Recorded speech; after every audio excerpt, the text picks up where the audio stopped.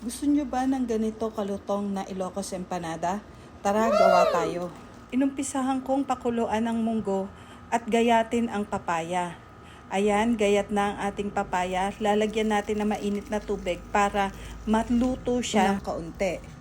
Haluin natin at maya-maya lang ay ating pipigaan na ang ating papaya. Ayan, inumpisahan na nating pigaan ang ating papaya. Tapusin natin hanggang mapiga lahat ng ating ginayat na papaya. Once tapos na nating pigaan ang ating papaya, isasalin natin siya sa isang bowl. Pag naisalin na natin ang ating papaya sa bowl, iset aside natin para umpisahan naman yung ibang ingredients.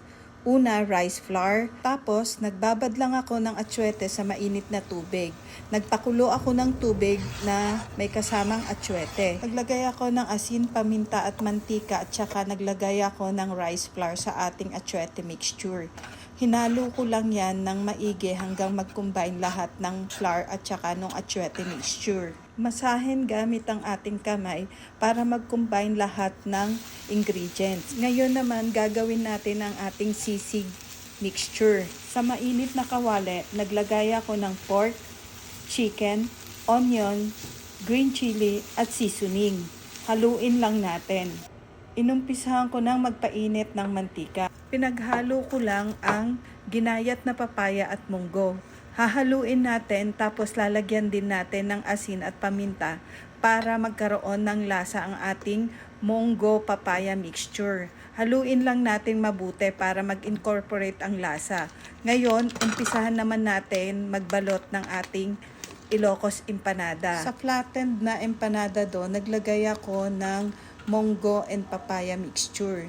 Nilagyan ko ng butas yung gitna para paglagyan ng itlog. After, pinold ko na siya para i-sealed yung mga edges para ready na to fry yung ating Ilocos sisig empanada. Tanggalin natin yung mga excess na empanada do sa gilid para magandang tignan.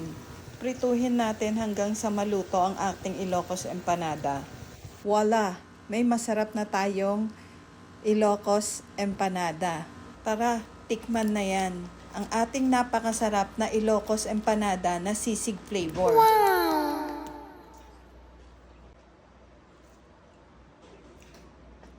Tikman natin. May suka.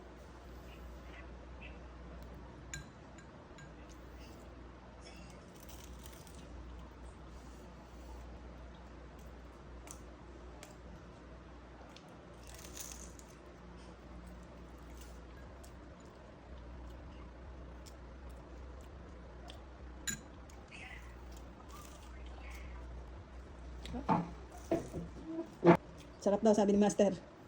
Yeah, satisfied si Master.